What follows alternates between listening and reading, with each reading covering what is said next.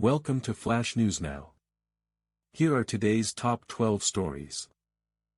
California Governor Newsom says U.S. Department of Justice investigating him. Newsom says he and wife targeted because he is considering running for president in 2028, DOJ has not confirmed probe. California Governor Newsom accuses Trump of ordering politically motivated investigation of him, his wife.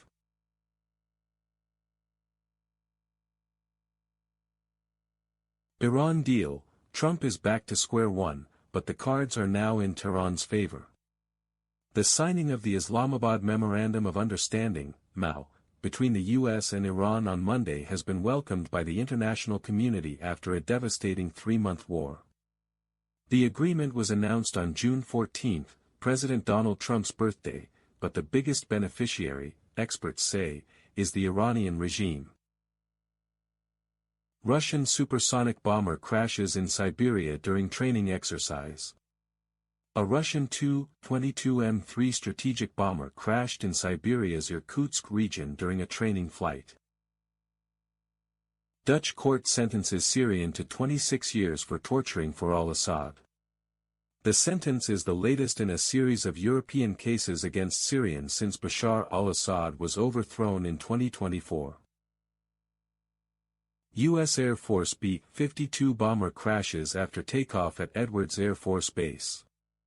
It was not immediately clear if any casualties in crash at base north of Los Angeles, California. U.S.-Iran deal leaves major Lebanon questions unresolved.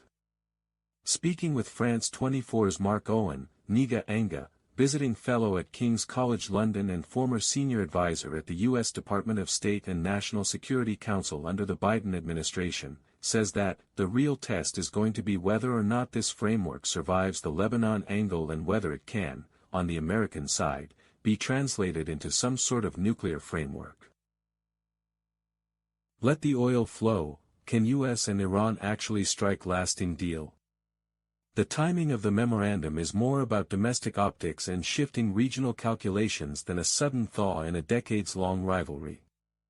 Trump's 80th birthday pronouncement dovetails with a G7 summit that will press allies to present a united front on Iran's nuclear program, while the United States wrestles with soaring gasoline prices and a looming midterm election that could be weaponized by both parties. By framing the agreement as a "let the oil flow" pact, the administration hopes to portray itself as the arbiter of energy security, yet the document, essentially a non-binding understanding on crude exports, does not address core disputes over sanctions, ballistic missile limits or Tehran's regional proxies.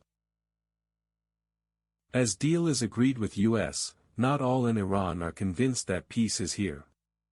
The deal that has finally crossed the threshold of formal approval does little to erase the daily economic paralysis that Iran's citizens endure. It is a political settlement, not a domestic cure.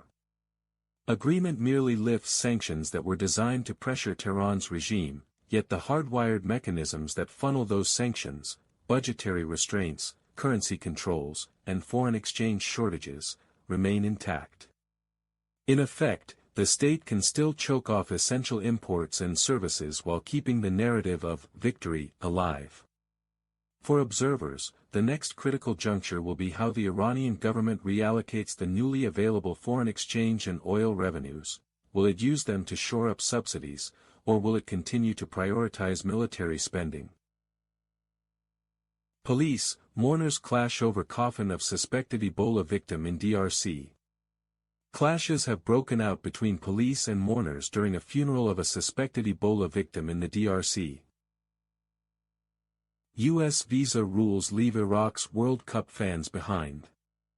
Iraq's fans are celebrating their country's first World Cup qualification in over 40 years. Singer Oliver Tree among 6 killed in Brazil helicopter collision. 2 helicopters collided in Rio de Janeiro, Brazil, killing 6 people, including American musician Oliver Tree. That was your Flash News Now bulletin. Subscribe for more.